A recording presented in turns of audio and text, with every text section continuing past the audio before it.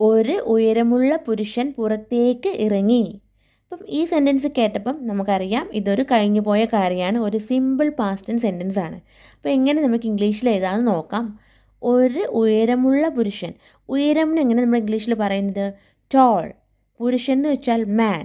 അപ്പം ഒരു ഉയരമുള്ള പുരുഷൻ എന്ന് വെച്ചാൽ എന്താ? എ ടോൾ മാൻ.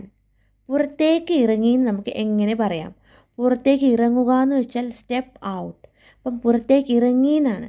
അപ്പം എങ്ങനെ നമുക്ക് ഇംഗ്ലീഷിൽ എഴുതാൻ നോക്കാം? ഒരു ഉയരമുള്ള പുരുഷൻ പുറത്തേക്ക് ഇറങ്ങി. എങ്ങനെ എഴുതാം നമുക്ക്? A tall man. A toll,